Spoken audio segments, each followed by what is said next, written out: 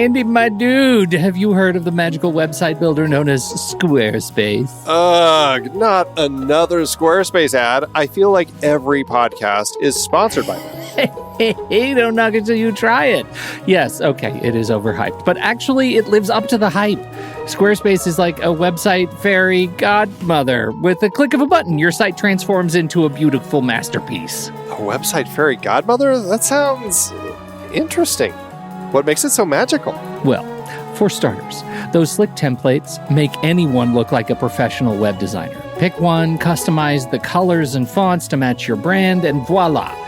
Plus, the drag and drop fluid engine is so easy, your grandma could build a site on Squarespace. Well, she did knit me a lovely scarf last Christmas.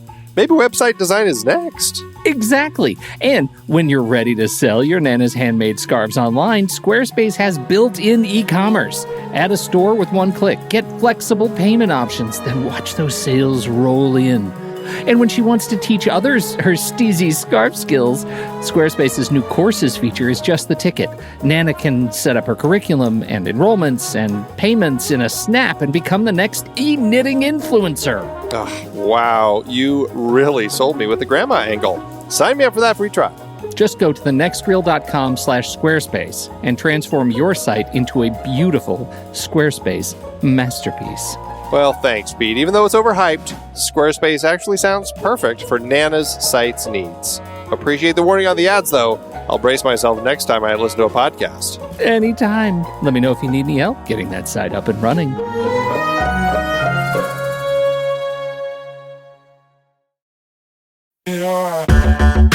Andy, can you believe we've almost hit 700 episodes of The Next Reel?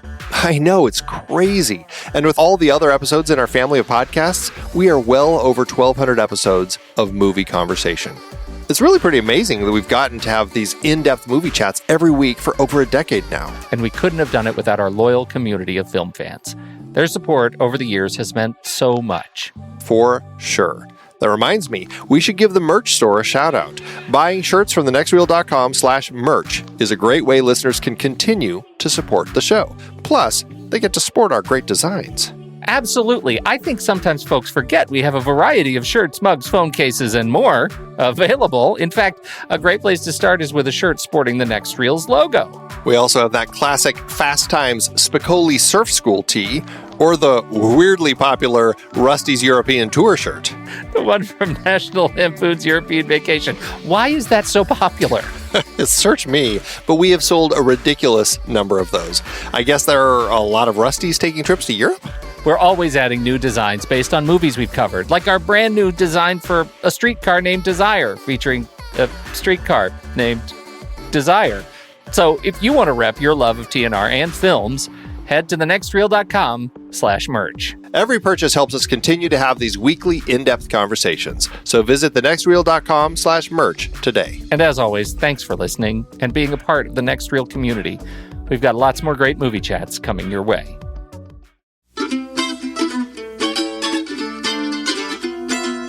This is The Next Reel, everybody. I'm Pete Wright, and that over there is Andy Nelson. Hey, hey, hey. And we spoil movies. Tonight on the show, Christopher Nolan tries to save the humans in his 2014 film, Interstellar. Save the humans with love.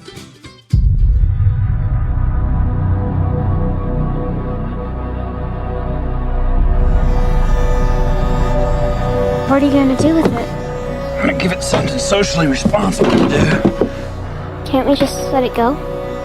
This thing needs to learn how to adapt, Murph. Gang, let's mask up. Like the rest of us.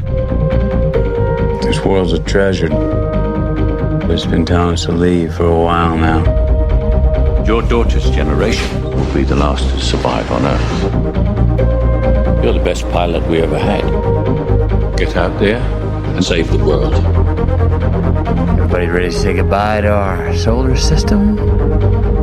To our galaxy. Here we go. All right, Andy. Okay. You'll notice we have this fancy Google Doc rundown, and you'll notice, and I also notice, that initial thoughts are blank on this movie. That both of us withheld our initial thoughts from one another. There is no outline. It's a total surprise. And when I say total surprise, what I really mean is I don't think you liked this movie any more this time than you've liked it in the past. Am I right? You're not right. You like it even less. I like it even less. No, I actually, as I watched the film, because I was really conscious this time as I watched it of the issues that I had last time. And so I was really paying attention to everything, trying to pinpoint, okay, so where are my problems? And as I went along, I really was just trying to consciously pay attention to things that were really just really bothering me. As I went through the movie, I found myself largely enjoying most everything that was going on. I enjoyed this world that Christopher Nolan and his brother created. I enjoyed the performances. I enjoyed the structure of the story. I enjoyed the themes. I enjoyed a lot of it. There are some elements of some of the themes that I felt were a little bit of a stretch. But what I found this time as I watched it is even when there were elements in the film that I was really struggling with, I kind of was able to step back and go, you know what? It's not perfect, but I feel like there's a lot of ambition here. And I guess I ended up kind of walking away with this a little kind of more like Cloud Atlas or something, where it's a really ambitious mess. And it's not as messy as Cloud Atlas is, but I do feel there's so much ambition on display here that it's hard to not be impressed. And I was really impressed with everything. There's only one 30-minute chunk toward the end. Luckily, it's a very long film, so a 30-minute chunk is only about a sixth of it or so. That really kind of I still struggle with. And it is really the element that kind of throws this whole this film into our current series, the time travel series that we're doing here. And it's the whole element of our protagonist as he kind of journeys back through time, I guess. That really I still struggle with. But everything before it was really strong. And after that, it ends really strongly. And so I have a hard time coming out of it saying that I don't like it. I think that it's above that now. I am so relieved. I am so relieved to hear you say that, because I have always liked this movie. And I think if there was a time when I said that I didn't like it, it was probably the result of peer pressure from you, I'll bet. And that's what I'm here for. And so I watched this movie again, and I found myself, in watching it again, I found myself really moved by it. I'm like you. I love the themes. It is an ambitious movie. There is one scene that and in fact, one sort of speech that taints a portion of the movie for me. I just hate it. I think it's silly. But by and large, and I guess I should say that's our TNR 5-star movie. What do we call it? The 5-star cutoff. The 5-star cutoff. Like that's what makes, there's a sequence where I can pinpoint where this movie fails the 5-star cutoff.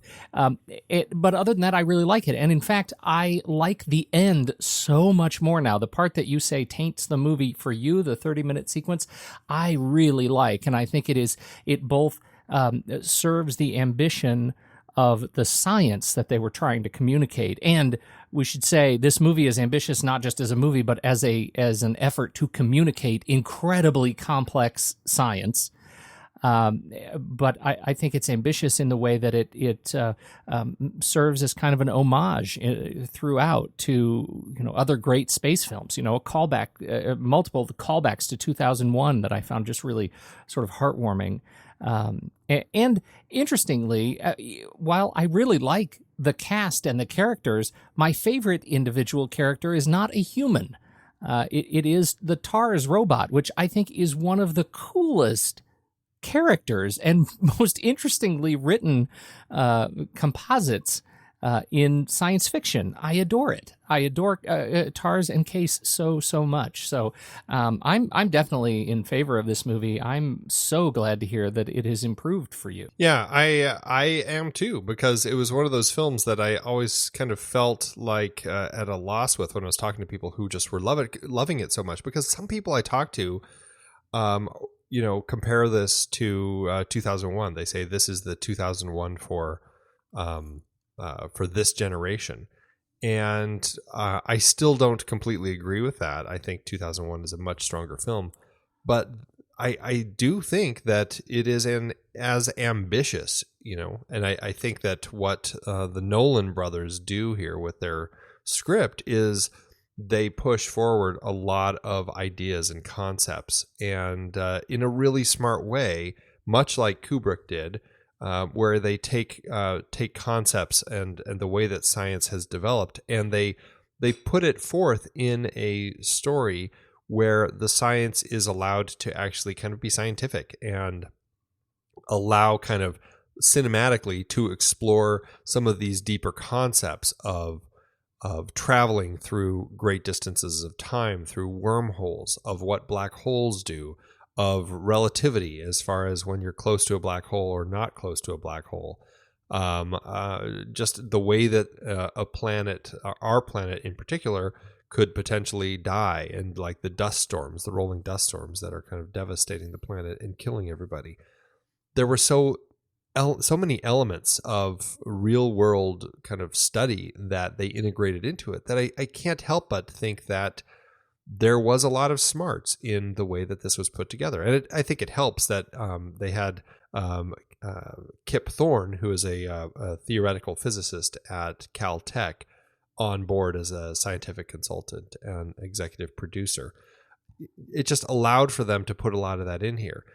Yes, there are some elements that I do feel bog things down a little bit, but on the whole, it's a lot better than I remembered. So I'm actually kind of glad it ended up in this time travel series. Mm-hmm. And it is an interesting one to throw into time travel, because as you mentioned, it's like the scientific exploration of time travel in a way that it potentially is a realistic possibility.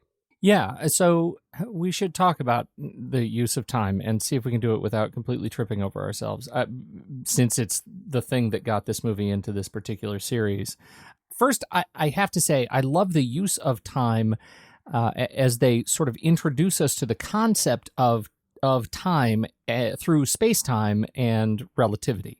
And the example sequence here, the real standout sequence is, when they go to the surfing planet, and it happens to be so close to a black hole that 1 hour on the surface of that planet is equal to what did they say? 7 years. Yeah, it's at like home. 7 years, right? 7 years at home. So truly extraordinary. So when something goes wrong on the planet and they're kept there for too long, decades go by to those outside of that. The gravity something. I don't know what that is. But that's the whole idea. Yeah, but right, because somehow the planet or the black hole is like, I don't fully understand it either. Because time moves more slowly when you're closer to a black hole, the more gravity you have. And so this is, if you in the documentary, there's a documentary that comes with the thing, and in the documentary they describe it as, if you have a very precise atomic clock and you're standing on the bottom floor of a building, and you have a twin who has the exact same atomic clock, and it's totally synchronized to you, and he goes up to the 10th floor of this building or whatever, and you wait. When you come back together after some long period of time, the watches will no longer be synchronized. One of them will have aged, relatively more quickly as a result. And that happens in spades here. That introduces us to space-time in this movie. And I think it does an admirable job of describing and demonstrating the effects of gravity and space and the science as we understand it right now in a movie for lay audiences. I actually think they do a great job. Yeah, I that sequence, like you said, is a brilliant example of how they kind of play with this tool to explain it to us, so that we have a sense of what it means when they come back and I think it's Dr. Romilly is 23 years older because they had been gone so long. It was a really interesting thing to see. And then continuing from there, just seeing how they kind of explain things, I think it works really well. Even, talking about wormholes and black holes and just all of that sort of stuff. They do explain it in a way where, as I'm watching it, I feel like I'm understanding it. Now, trying to explain it to you, I was just going to say, I feel like an idiot right now. I know, it's very, very challenging to describe it like this. And then we take these concepts in the movie, which they're explaining beautifully, and we move into that last part, our final sort of time manipulation climax, where we move outside of the science, the sort of astrophysics of it, of what we do understand, and we push into areas that we do not know, right? And these are the extraordinary circumstances that we have to just accept because it's a movie and because they did their best to display these things on screen. I'm talking at this point about going into a black hole. We don't know what that looks like. Nobody knows what that looks like. So roll the dice and see what's in there. I had to go watch Neil deGrasse Tyson talking about this movie specifically to better understand, to get a better feeling of what they were accomplishing here in this last sequence. And as a result of that, I feel like I like it more because I get the speculation of it at a level I didn't the first time around. But I'm curious what it is about that sequence that you don't like. I don't mind them going through the black hole. Like, all of that is fine. What I struggle with is that it turns into this thing behind the bookcases, and he's in this construct of their house where he's this ghost in the bookshelf, and now he's dancing around from time to time, finding spots in her bedroom, in his daughter's bedroom, to fiddle with the books and leave her these messages. It just ends up feeling so silly and such a kind of a silly movie way of making all of this happen. Oh, I was the ghost all along. Ooh, I was the one holding Anne Hathaway's hand. I find that the representation of it, I really struggle with. I don't mind that there's this whole going back through time thing. It's just that idea of it, the way that it was represented, as beautiful as it is, I think it's stunning to look at when he's behind the bookshelves and the way that all of that construct is built. But I struggle with the whole, just the way that it's connected to the story. All right, so here's what Tyson says, and just I don't know, bear with me. I know I won't do it the way he does it. He says we have our three dimensions, right? Our XYZ axis. We can move through space, left, right, forward, backward, up, and down. And we also have this other data point, right? This is our fourth data point, which is time, because you would never say, I'm going to go meet you at 33rd and 3rd. But when? Like, we don't know when. Oh, okay, well, I'm going to meet you tomorrow at 3, but where? We don't know where. We have to have all four, and we as human species we take it for granted that, in fact, there are 4 data points to all of these. There is X, Y, Z, and T, right? The fourth point. We have to understand that. And so the way he explains it is perfectly rational to believe that if we take ourselves and lift ourselves up sort of 1 degree removed from where we exist in space, such that time becomes a physical manifestation, something that we can see as easily as I can see the desk right in front of me and reach out and touch it, that all time would be laid out all at once. So I can sort of witness every point in time, my birth, my graduation from college, my marriage. I can go and experience all of those in time, just like I can experience my iced coffee.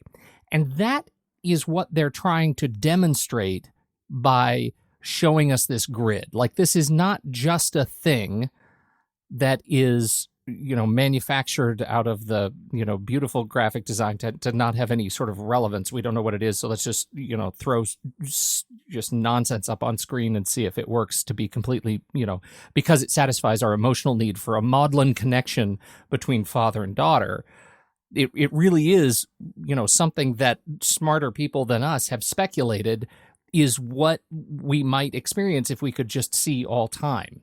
And then the fact that they layer on top of it this insinuation that, in fact, it is a future us that is already experiencing time in this way, that has planted this mechanism inside this wormhole for us to get out of the loop of destruction that we have created for ourselves in the deep past. So it's like 3 levels of time manipulation inside of itself that is that they're attempting to unravel all through this relationship between father and daughter at this one point in time.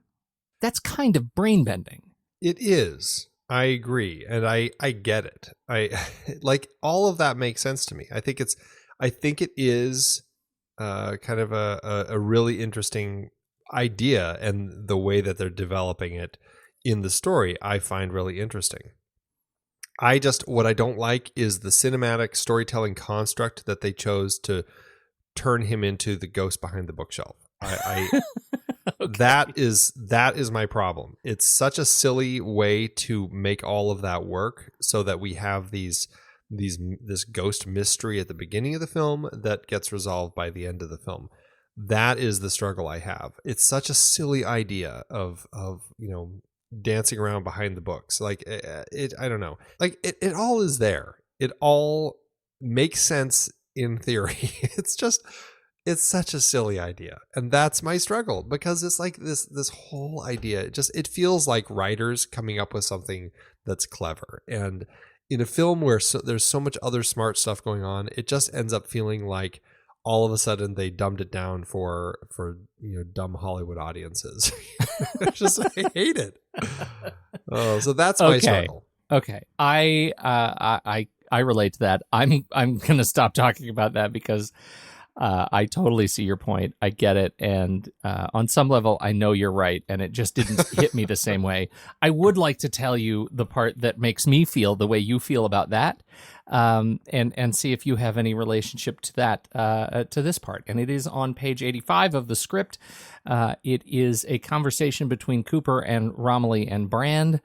And it is where Cooper breaks the news to Romilly that Brand is actually in love with Wolf Edmonds. And the insinuation is that she is making her decision to go to Edmonds' planet instead of Man's planet because of love. She's in love with Wolf Edmonds. Is that true? Yes.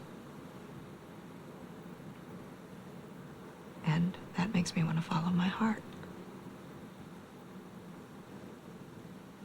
But maybe we've spent too long trying to figure all this out with theory. You're a scientist, Bran. So listen to me. When I say that love isn't something we invented, it's observable, powerful. It has to mean something. Love has meaning, yes. Social utility, social bonding, child rearing. We love people who have died. Where's the social utility in that? None. Maybe it means something more, something we can't yet understand. Maybe it's some evidence, some artifact of a higher dimension that we can't consciously perceive. I'm drawn across the universe to someone I haven't seen in a decade, who I know is probably dead. Love is the one thing we're capable of perceiving that transcends dimensions of time and space. Maybe we should trust that, even if we can't understand it yet.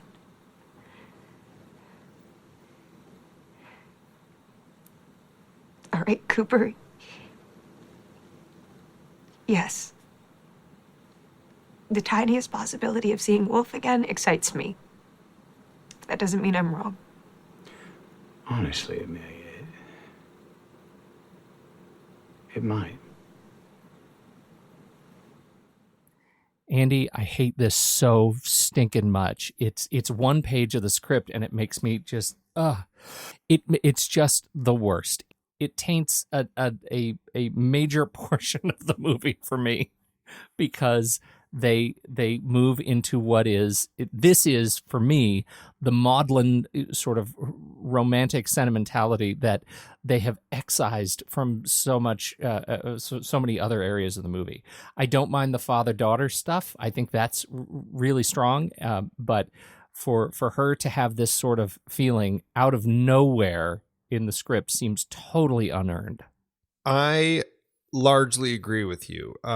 This is an example, I think, of the Nolan brothers coming up with an idea that I think on the surface makes for a really interesting thing to explore in a film like this, right? This whole idea of how does love tie into all this? Is there an element for something like love when everything else has become so scientific?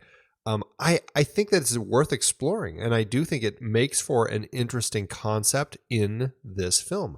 Unfortunately, yes, I do feel that this is one of those elements where it is sloppy, and I don't think that they came at it the right way, and it ends up kind of creating a stumbling block that is kind of a tough one to get past, and it's frustrating. But it's so interesting, and that's why I find it even more frustrating, because these are two very solid writers and a very solid director who are taking this idea and just they're not finding a way to integrate it as effectively as it should be into this film. So yeah, I agree with you on that one. There are exactly 3 mentions. No, there are more mentions. There are 1, 2, 3, 4, 5 mentions of Edmonds before that particular scene. There is one that insinuates where Cooper asks Tars, who's Edmonds? Yeah. Were they close? And so that's unanswered. So I say it's unearned. It's not entirely unearned. It's just not well earned. So I should speak. That's more because clearly it's than sloppy. That. It is sloppy. Yeah, it's sloppy. And in a movie that's so long, having those mentions so few and far between, or it is, I think it really hinders what could otherwise be an important thing. And the payoff is so poor, right? The payoff of that entire line, her entire monologue here, is at the very end of the movie where she buries him on some rocks. It feels like wasted, like such a waste. Was your impression of that last scene that she had gotten there, he was still alive, they lived together for a while, and then he died? Or was it she got there and found him dead? Got there and found him dead. Yeah, that's what I thought too. I just wanted to make sure I wasn't missing something. But did you, what do you think, not just about her being alive, but what did you think about how they sort of wrote out the movie where he, steals a ship and goes to find her? I kind of like it. I that whole ending, I find actually quite strong. I love the visuals. I love this. It's so funny because when that ending happens, I feel like for the first time in any movie that I can recall, I'm seeing a kind of a cinematic depiction of exactly those, like probably 70s or even earlier drawings of what the future space ports would look like, or the with the giant tube that you're living in, right? And when he walks out and he looks up and he sees the kids playing baseball and the ball goes all the way across the tube and it breaks a window on the other flip side. Like, I don't know. It just that, and I know other films have done stuff like this. The other movie I'm picturing is Elysium with Matt Damon, where he's trying to get up to the space station that Jodie Foster is controlling. But this one really felt like the authentic drawing. It totally reminded me of that, and it was really exciting to see. I love Ellen Burstyn. I mean, we've done a series on her. I just always love seeing her. It's great starting a film with her, having her here in the ending. That moment between the two of them is so powerful. I think they do a great job with it. And then I think it's a really interesting way to end it, where it's like, here's this guy who's lost in time, essentially. He's no longer in the world that he left behind time-wise. And so what's left for him? The only person out there is Brand. And I thought it was an interesting way to end it, where he takes the ship and goes to save her. And that to me made for kind of an exciting ending. And I didn't have a problem with it. You know what's interesting, Andy? I think this movie, you could make the case that this is a prequel to Buck Rogers. He's a man lost in time. Anyway, I'm looking at the end of the script, and I think I just want to button this particular piece up. There is nothing in here that makes any sort of a case that, she got to the planet and had any experience with Edmonds at all, right? He really starts with, Case is they discovered a massive rock fall, and Case is excavating the pod, and she is in tears because, she presumably knows he's in there. And that's really it. As they keep going, the Burston's VO, setting up camp alone in a strange galaxy. So it seems pretty clear, but I've heard that, there are those who believe that there's more of a story that happened on Edmund's planet that we might be missing. I don't see it.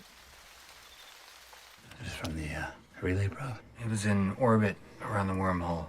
It's a wormhole, and every time we'd come around, we would receive images from the other side of the foreign galaxy. Like swinging a periscope around. Exactly. So we got a pretty good idea. What we're gonna find on the other side, huh? Navigationally.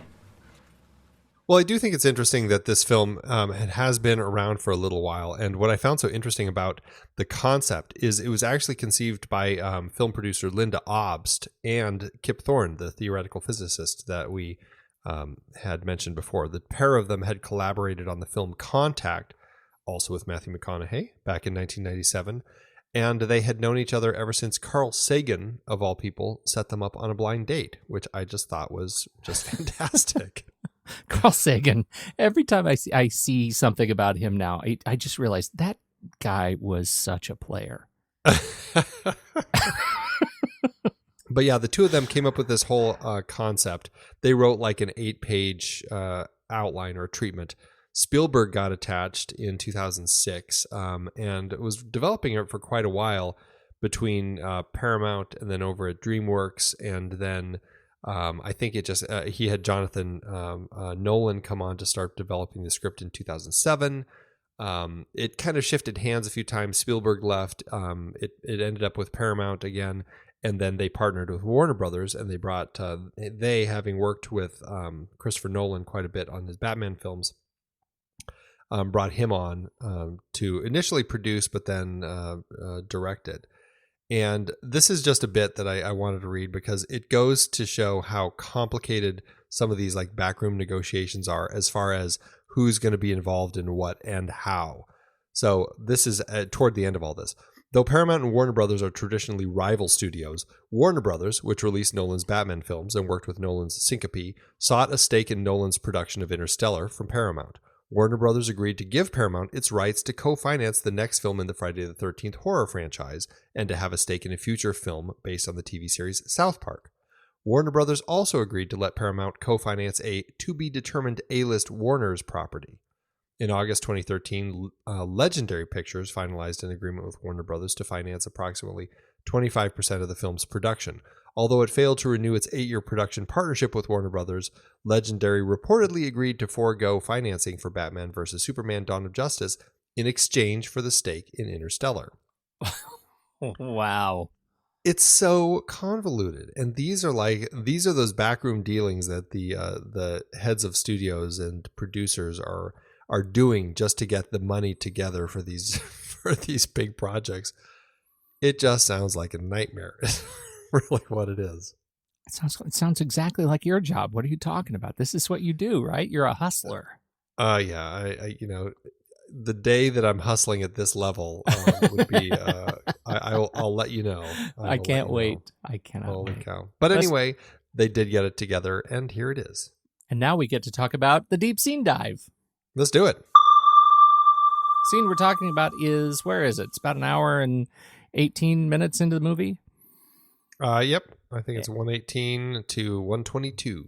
And this is the scene actually immediately after the sequence we talked about earlier down on Surf Planet, where they return to find that 23 years have passed, and dear Cooper sits down to watch the last 23 years of videos sent by his family and see what's been up.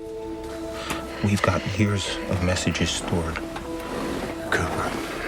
Messages span 23 years. Play it from the beginning. Hey, Dad. Checking in. Saying hi. Finished second in school. It's currently still giving me C, so pulled me down, but yeah, second's not bad.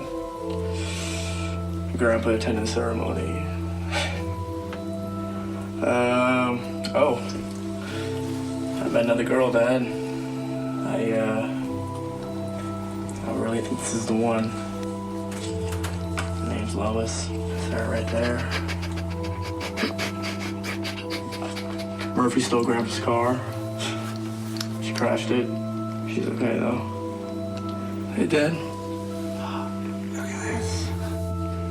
You're a grandpa.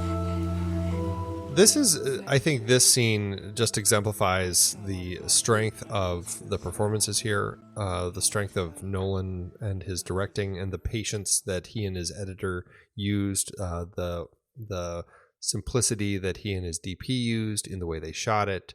I mean, everything about it works incredibly effectively to put this entire scene forward.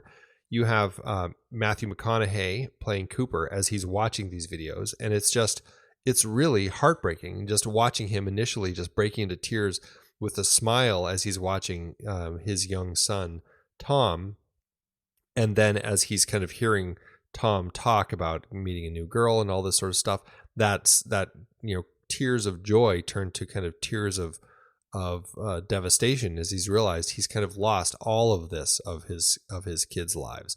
And then Casey Affleck, that was Timothée Chalamet as young Tom, and then Casey Affleck all of a sudden we're with him as older Tom, introducing him and his wife's baby to Grandpa, and just kind of all of this. And then you get an amazing scene with Casey Affleck where he's talking about not knowing if his dad's ever listening to this, and it's very painful. And you see, like, there's so much subtext going on with what he's saying and how he's reacting, and you can see all of the pain and the anger and the sadness and everything that he has as he's basically kind of saying goodbye to his dad for the last time. And it's amazing. Followed up by Jessica Chastain in really a powerful scene where she is for the first time talking to her dad, sending one of these messages. Hey, Dad. Hey, Murph. You son of a bitch. I never made one of these when you were still responding because I was so mad at you for leaving. And then when you went quiet, it seemed like I should live with that decision, and I have.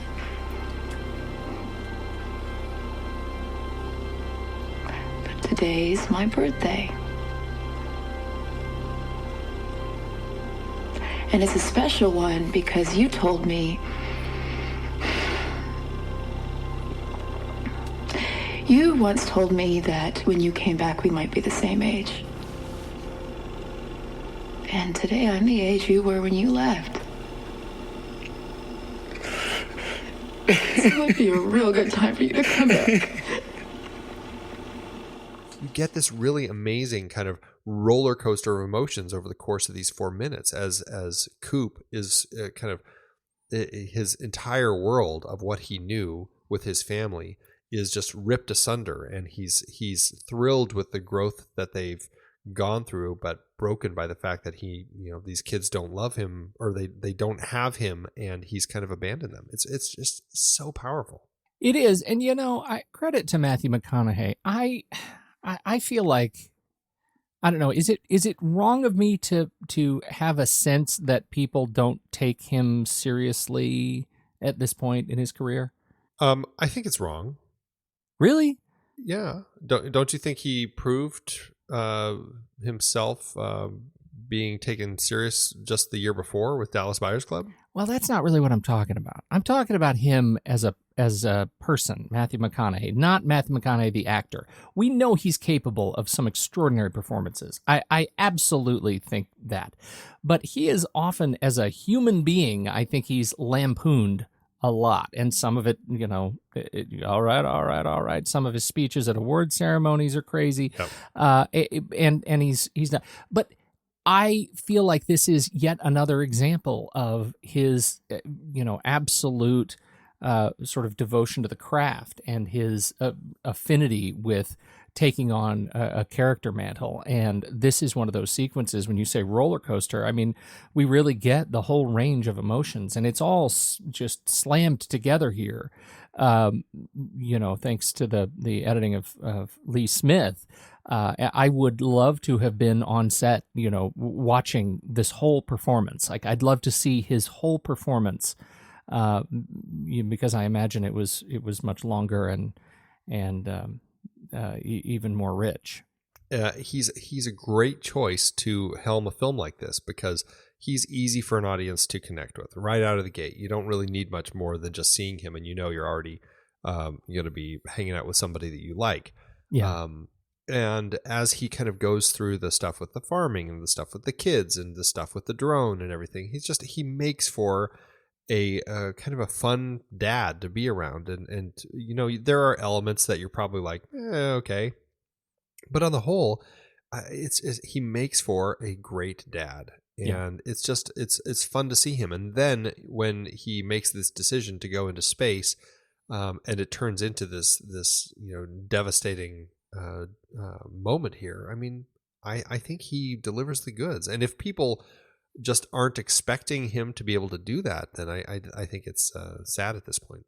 Yeah, I think so too. Jessica Chastain is as the adult Murph. This is the first time we see her on screen when her face hits the screen, and it is as jarring to us, I think, as it is to Cooper. When he sees her for the first time in so many years. And now sees that she's a grown woman, it's a fun bit of jarring because we know she's coming. We know we're going to get to see her at some point, and this, in fact, allows us the visual transition across space.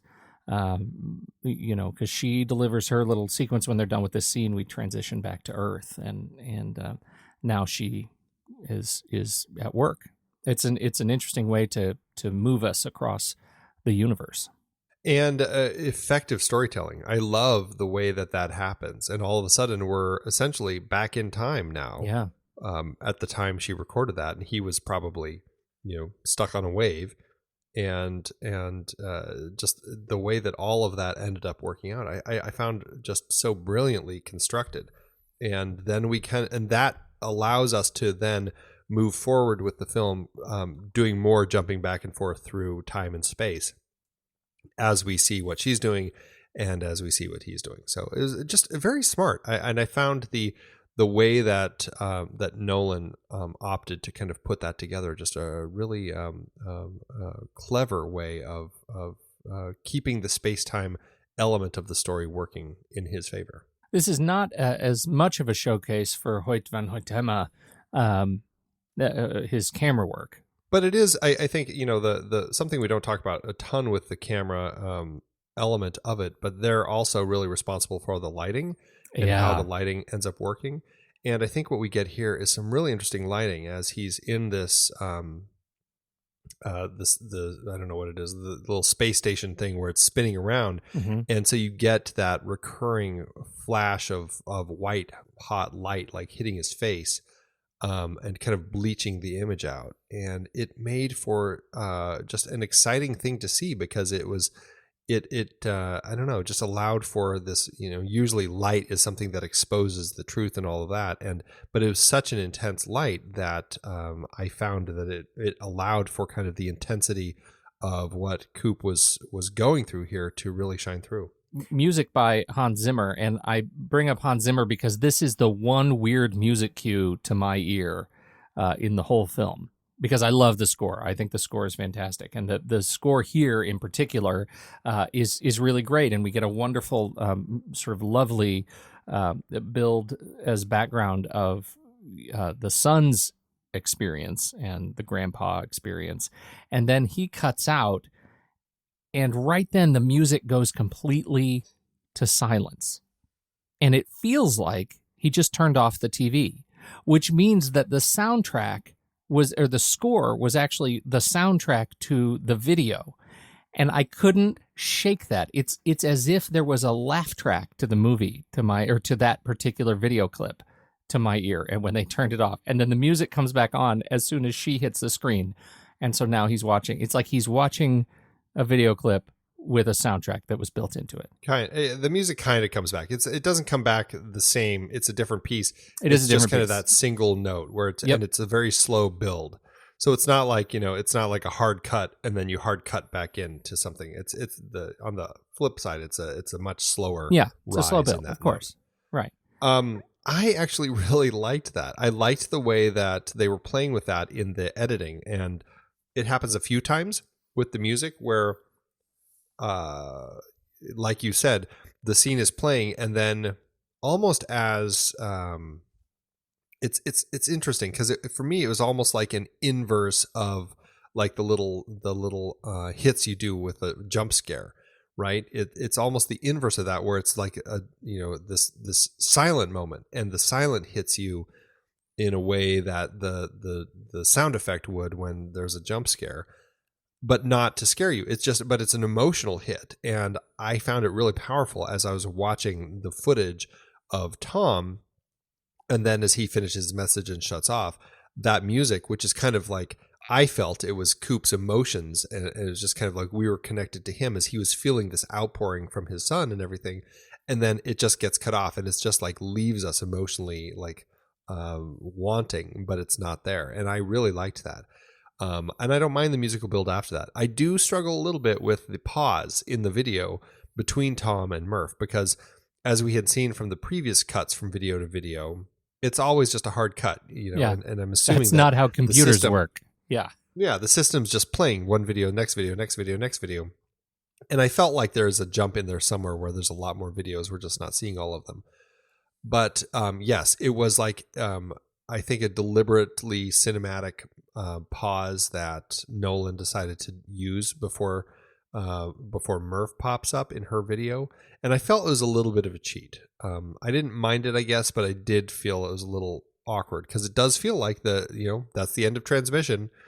Oh nope, there's one more, and it just it was right. Like that's right, a little bit much. But yeah, I totally agree. It was weird. Yeah.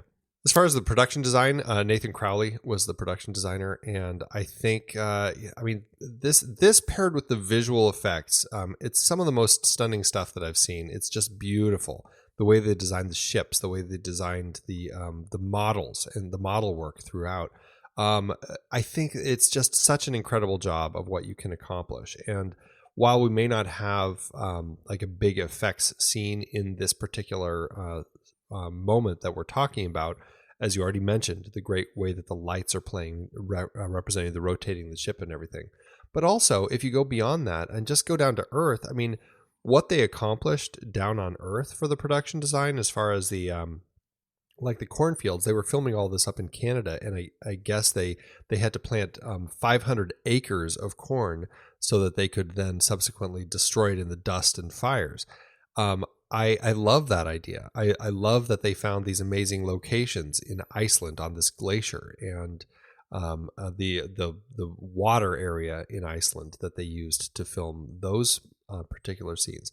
It's just it really highlights what these people were doing, designing this world. I mean, it's some of the most stunning stuff to see. And I don't know if you saw it on IMAX film when it came out, but I did. And, I did. I mean, it really was mind-boggling. It was, and what's it was amazing, and I was flabbergasted by what they created. in terms of the dust, and in looking at the interviews around, Nathan Crowley and Chris Nolan talking about what they were trying to accomplish on Earth. They were using the Dust Bowl reference, like early reference photography of the 1930s, Oklahoma, Kansas, and northern Texas, and what the farmers did to the Earth in that period that led to the Dust Bowl. And Nolan says at one point, we thought this is going to be great. We have perfect reference footage to do this, and realized we actually, it was, what we created was horrific, and we had to tone it down because nobody would have believed the kind of stuff we should have created if we wanted to make it historically accurate. So that it leads you to believe or to see this even as more of a film that is has quite an angle of ecological sort of activism at its heart, and it's pretty stunning, both what they created and what they're trying to conjure for us. Well, having lived through several dust storms here in the Phoenix area. Ooh, haboobs! Haboobs. I will say it looked pretty good to me. And I mean, a lot of it is because they weren't even, it wasn't digital. I mean, they did some digital elements as well, but I mean, they were blowing dust everywhere. I mean, it was amazing watching the behind the scenes of them actually making this stuff happen. Yeah. Yeah, it's amazing. It was really stunning. Let's run through just a couple of other folks in the cast that we wanted to talk about. Obviously, you've mentioned Ellen Burstyn, old Murph. Mackenzie Foy was a lovely young Murph playing Murph at 10. She was fantastic. This is probably one of my favorite character performances of the good John Lithgow. He seemed so natural in his skin in this performance that it made me just want to watch more and more of him. Yeah, he was great. I completely agree. Favorite Bill Irwin, one of the great silent clowns. If you haven't gone and looked at YouTube clips of his performance in largely New York in the 80s, you want to see like a guy who was clearly born out of time. He is every bit the character of Chaplin and Keaton, and I mean, this guy has an amazing performance aesthetic and is worth seeing. And part of the reason they hired him to take on the role of Tars is because he was such a great sort of puppet, and they made a real conscientious decision to put a character behind this fantastic robot, and not just do voiceover in post. And I think it's I think it was a great choice. That's what I found so interesting, is watching the behind the scenes footage of him operating this TARS robot and seeing how he would kind of move it and how it was attached to his feet, and he would kind of shift and make it move. It was really cool. And I mean, yeah, I was so impressed with Bill Irwin. I had no idea that he had done this sort of stuff. I mean, I was familiar with him from some Jonathan Demme movies and stuff like that, but it's like, this is a whole side of him that I didn't even know existed. So it was exciting to see. Partner in crime was Josh Stewart as Case. I think these two robots were just fantastic together. The voices were wonderful. It's one of the greatest bits of AI, listening to them discuss the humor and honesty settings. I found just really touching. Well, and it was also cool to see how they utilized them and how they were designed in shapes that kind of got smaller and smaller and smaller, so that they could change their shape and use their, kind of unfold to create arms, or they could turn into like the rotating wheel things or whatever they needed to. It was such a fascinating design. Absolutely loved it. Absolutely. Anne Hathaway as Brand, apart from that stupid love thing, I thought she was good. Yeah, I think she's great. And obviously a returning player to Nolan's films. I mean, he's one of those guys, loves using his people.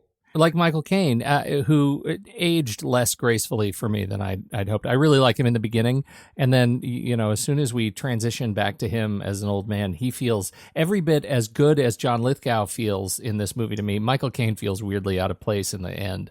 To me, it's a little bit forced, but still love seeing Michael Caine in these kinds of movies. This does lead us to the central antagonist, mean Matt Damon. Oh yes. Is it me, or did they actually surprise the cast with Matt Damon? I mean, I was listening to a Bill Irwin interview, and he said that he was surprised when he saw Matt Damon on set. I didn't hear that, but that's pretty funny. I just found it so funny that this is like Saving Private Ryan 2. you know. Totally. Such a straight, because I mean, that was another thing. It's like, oh, it's Matt Damon. And here they are. That's too funny. Yeah, it's so funny.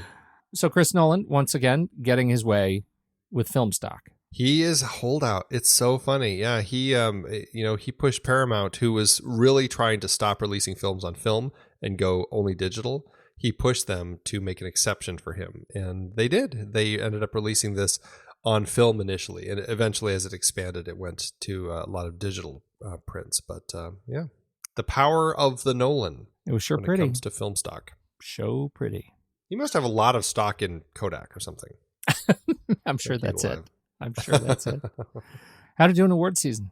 This was a popular one. This is one of those movies, largely for effects, but I mean, and I will say, this is the period in time when there are just so many award ceremonies out there. It had 44 wins and another 144 nominations. Whoa. So lots of nominations, lots of love for this one. At the Oscars, it won Best Achievement in Visual Effects, which is well-deserved. Best Score lost to the Grand Budapest Hotel. Best Sound Mixing lost to Whiplash. Best Sound Editing lost to American Sniper. And Best Production Design lost to the Grand Budapest Hotel. Over at the Saturn Awards, the Sci-Fi, Fantasy, and Horror Film Awards, it won for Best Sci-Fi Film, Best Production Design, Best Special Effects, Best Performance by a Younger Actor, Mackenzie Foy, Best Writing, and Best Music. For Best Supporting Actress, Jessica Chastain lost to Renee Russo in Nightcrawler, which is, it's again, I don't really understand their philosophy for why they bring some films in that aren't sci-fi, fantasy, or horror, but Nightcrawler is in there. Best Actress Anne Hathaway lost to Rosamund Pike in Gone Girl.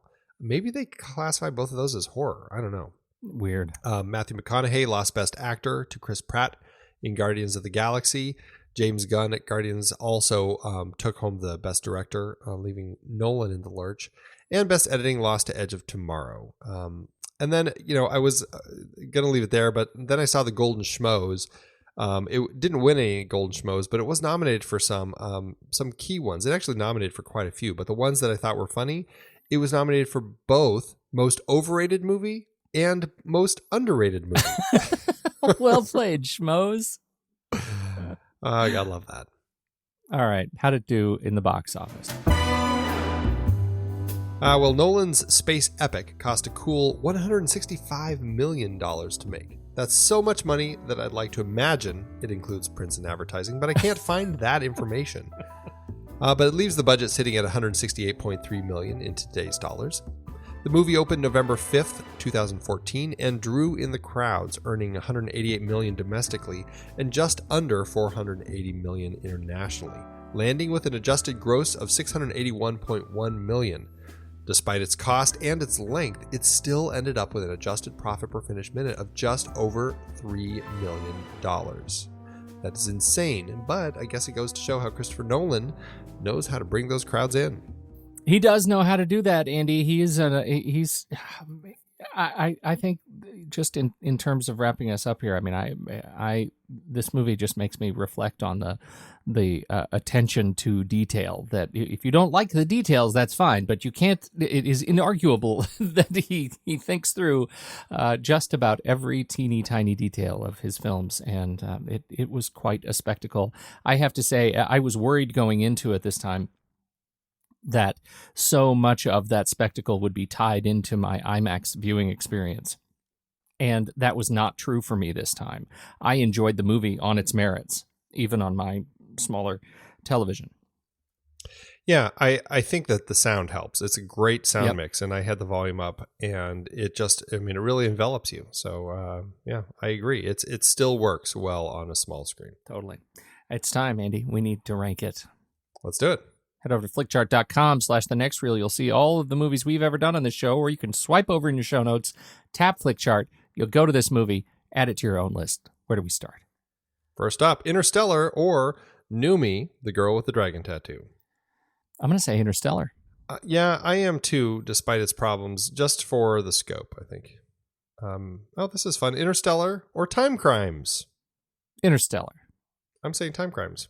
Let's do it. All right. 1, 2, 3. Paper. Scissors. Ooh.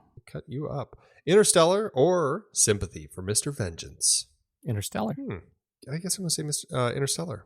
Interstellar or The Wizard of Oz? Wizard of Oz for me. These two movies, side by side, I'd put on Interstellar. Okay. 1, 2, 3. Paper. Rock. Oh, you're kidding me. Interstellar or Star Trek Nemesis? Oh, man. I just voted Interstellar over The Wizard of Oz, and now I have to come up with Nemesis. I do they like both that. have elements that are terrible. Yes, they do. But Data's I do. brother. It was so much more interesting than I gave it credit for.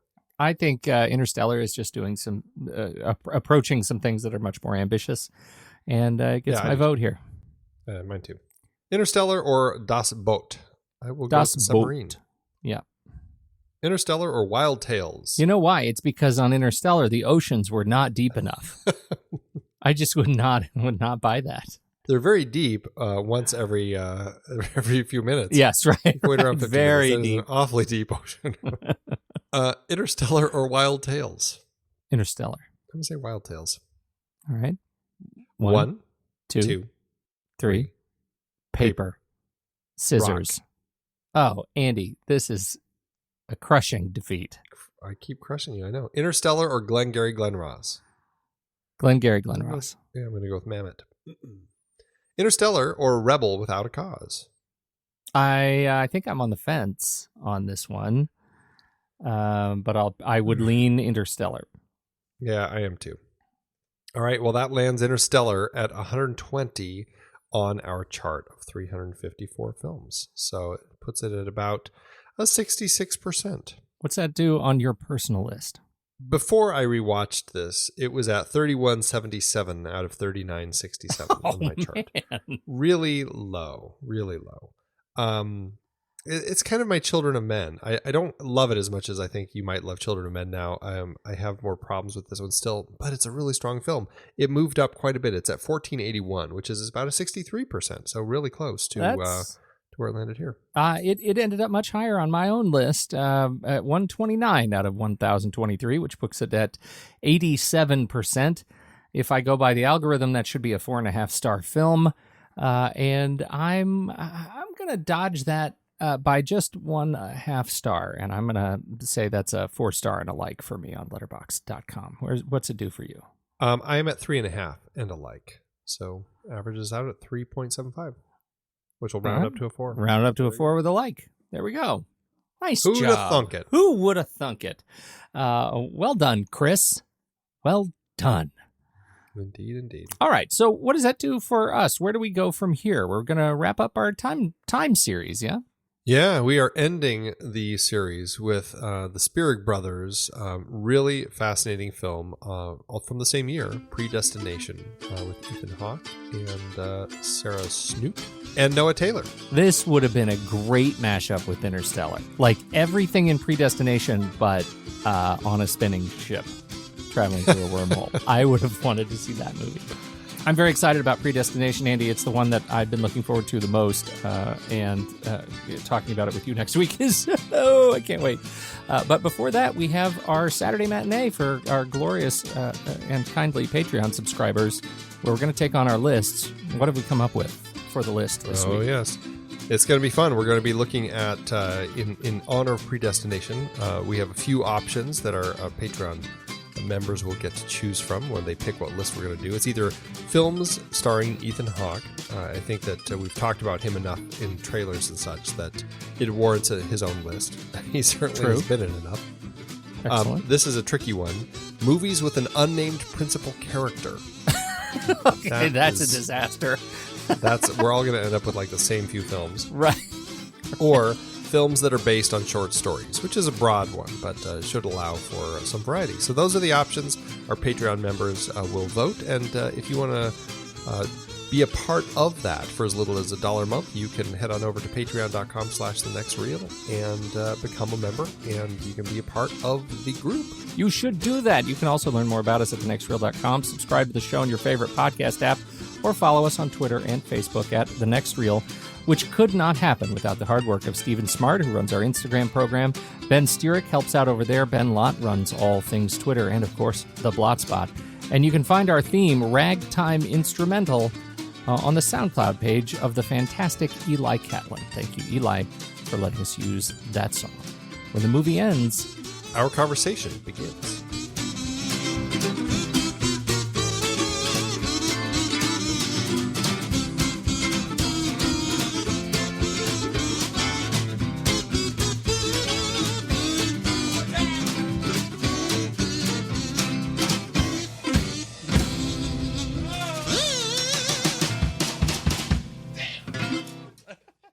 Amazon giveth, Andy. As Amazon always doeth. We both like this movie, so as we're prone to do, we went to the 1 stars in the fine Amazon marketplace. And I'd like to start. Take it away. Yours is a little bit longer, so I'm going to start with Frank in Kentucky, who says that he would like his 3 hours back. This is a truly horrible movie with a very limited and flawed knowledge of physics. The writer-director makes a great effort to produce a thought-provoking movie. He completely fails. In the end, the only salvation for this movie are the horrific plot stumbles which afford some chance at humor. If you liked Plan 9 from Outer Space, you might get a chuckle from Interstellar, but with a runtime of 3 hours, that's a stretch. Wow. Andy, Frank is, I imagine he must be a published physicist, and he is probably at the bleeding edge of studying space-time in the center of black holes. I'll bet he knows what's in the middle of a black hole, and that is the foundation on which he stands to say that this movie has a limited and flawed knowledge of physics. Because, I don't know, seems like Nolan got together kind of an army of physics people to back him up. I think that the Plan 9 from Outer Space comparison, or the if you like this, you'll like that. Yes. I think that says everything about his scientific a lot studies. Yeah. What's yours? Well, I've got a 1 star by Danny G, who says the Emperor has no clothes.